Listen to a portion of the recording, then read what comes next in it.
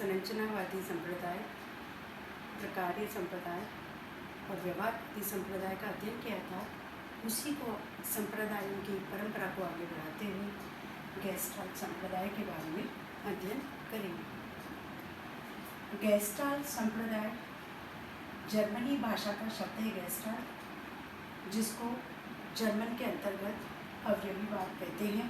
और अवयवीवाद का अर्थ होता है गेस्टाल्ट, जिसका मतलब है समग्र, प्रारूप और नमूना आदि। इसी के आधार पर इसमें जो गेस्टाल्ट संप्रदाय का प्रादुर्भाव हुआ वह जर्मनी के अंतर्गत 1912 के अंतर्गत हुआ।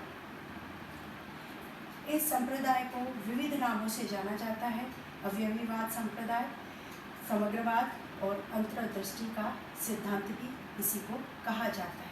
इसे ही सूच का सिद्धांत भी कहते हैं। वैसे तो जर्मनी मनोवैज्ञानिकों ने जो 3 युवा मनोवैज्ञानिक हैं, उनके योगदान से जो काफ्का, कोहलर और मैक्स वर्दीमर हैं, इनके सहयोग से ये कार्य आरंभ हुआ। लेकिन मैक्स वर्दीमर को इसका जन्मदाता माना जाता है। इस संप्रदाय को जो आगे बढ़ाने का कार्य किया है काफ्का ने और कोहलर ने किया, और कुर्ट वेलिंग ने, जो इसके सब सुप्रसिद्ध सदस्य रहे हैं। इस समग्र सिद्धांत अर्थात गेस्टाल्ट सिद्धांत को आगे बढ़ाने का प्रयास किया। काफ्का ने इस मनोविज्ञान के अंतर्गत व्यक्ति अध्ययन से संबंधित विविध प्रयोग किए और कोहलर ने अधिगम संबंधी विविध प्रयोग किए। इन प्रयोगों के अंतर्गत इन्होंने ये बताने का प्रयास किया कि प्रत्यक्षीकरण महत्वपूर्ण होता है, और जब कोई व्यक्ति किसी वस्तु आदि को प्रत्यक्ष रूप में देखता है तो वह टुकड़ों में नहीं देखता, वरन समग्र रूप में उसे देखता है। उस समग्र आकृति को देखते समय वह व्यक्तिगत तत्व नहीं होता, वरन उस वस्तु को देखने के अंतर्गत आंतरिक संगठन व प्रकृति द्वारा निश्चित सारी चीज़ें साथ में सम्मिलित होती हैं। उन प्रकृति द्वारा निश्चित समस्याओं के अंतर्गत जो समस्या उत्पन्न होती है, उन्हें वह जब देखता है, उस देखने के दौरान उसके द्वारा उसके प्रतिरूप में जो उसकी प्रतिक्रिया की जाती है, वह तत्काल उत्पन्न होने वाली सूझ ही यह सिद्धांत कहलाती है। यानी संगठन और पुनः संगठन की इस प्रक्रिया, यानी अपनी अनुक्रिया के रूप में जिन परिवर्तनों को के रूप में वह अभिव्यक्त करता है, वह परिवर्तित और अभिव्यक्तित रूप ही गेस्टाल्ट संप्रदाय कहलाते हैं। यानी कोई भी चीज़ जो होती है वह अनुभवों पर आधारित होती है, लेकिन अनुभव और व्यवहार अपने आप में अलग अलग नहीं होते हैं। इस तरह से अगर हम देखे जाएं तो प्रत्यक्षीकरण अनुभव आधारित होता है, लेकिन अनुभव और प्रत्यक्षीकरण के जो स्रोत होते हैं वे ज्ञानेंद्रियाँ, कर्मेंद्रियाँ और उनको व्यवस्थित रूप से उपस्थित होना, मस्तिष्क पर, चेतन मन पर, अचेतन मन पर उनकी आकृति और उनके जो चिन्ह हैं वो पटल पर अंकित होने को महत्व दिया जाता है। इस संबंध में काफ्का और कोहलर ने यह कहा कि प्रत्यक्षीकरण जो सिद्धांत है उसका प्रतिपादन करने के लिए उन्होंने कहा कि कुछ चीज़ें महत्वपूर्ण होती हैं। जो प्रत्यक्ष ज्ञान कहलाता है उसके अंतर्गत आकृति की गुणवत्ता और व्यवस्था दोनों को सम्मिलित किया जाता है। इसके अतिरिक्त अधिगम, चिंतन और स्मृति, संवेग और व्यक्तित्व सभी पर अंतर्दृष्टि का और संगठन और पुनः संगठन के दौरान अपनी अनुक्रिया में जिन परिवर्तनों को वह अभिव्यक्त करता है उन सबका संग्रहण होता है। अगर हम किसी भी चीज़ को समझने के लिए प्रयास करें तो जैसे इस कोरोना काल में जब मान लीजिए अचानक जो हमारे कोरोना योद्धाओं पर अतिक्रमण और उनका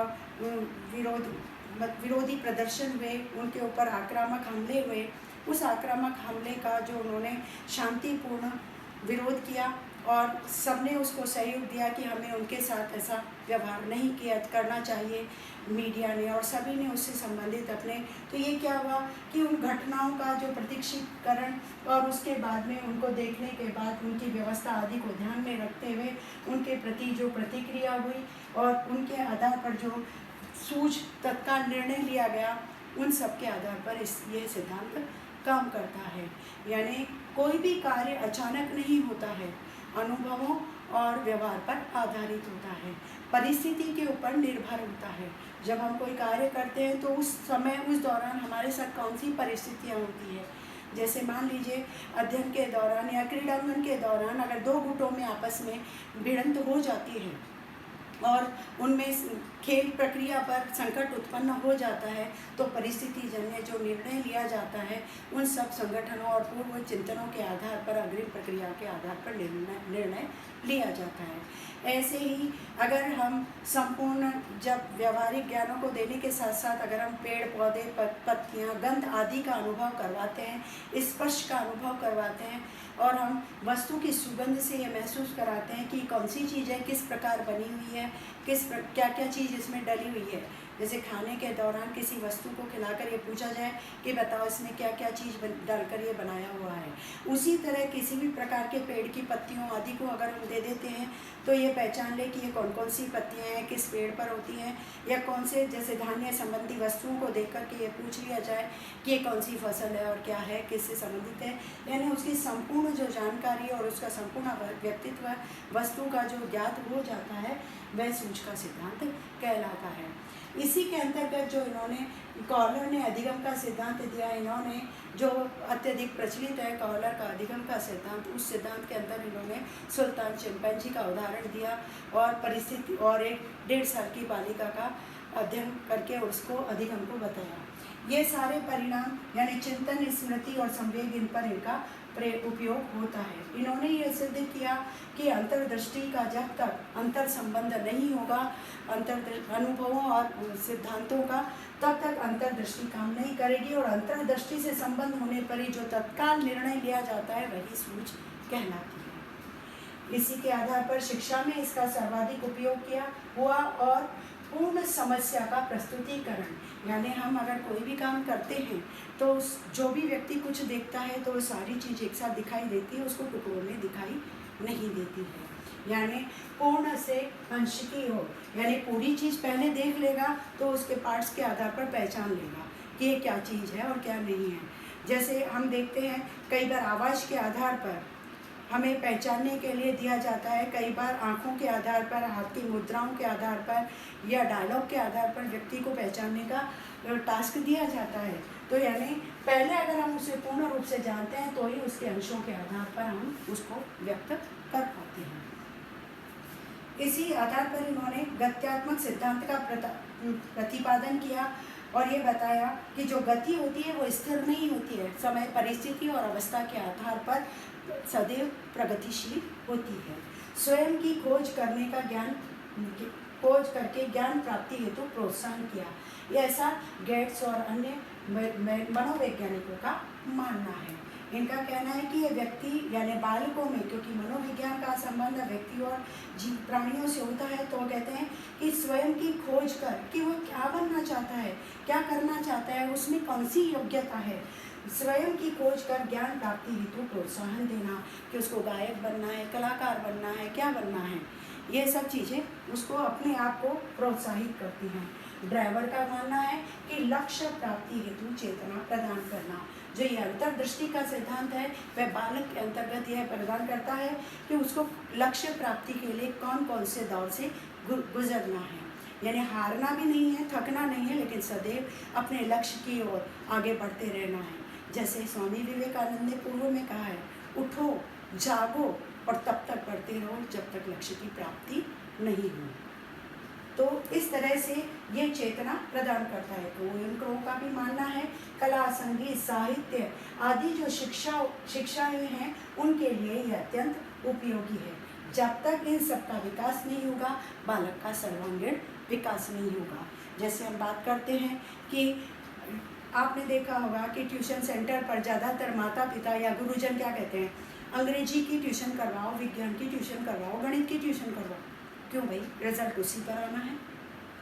जबकि जब मार्कशीट आती है तो उसमें ग्रेडिंग उसके सारे विषयों के साथ साथ उसकी को करिकुलर एक्टिविटीज़ यानी पाठ्य सहग्रामी क्रियाओं का भी उसमें अंकन होता है, उसका अनुशासन का अंकन होता है, उसकी अन्य गतिविधियों और व्यक्तित्व को प्रदर्शित करने वाली गतिविधियों का अंकन होता है। तो यह बताता है कि आपको समग्र विकास पर ध्यान देना है, ना कि किसी एक पक्ष पर ध्यान देना है।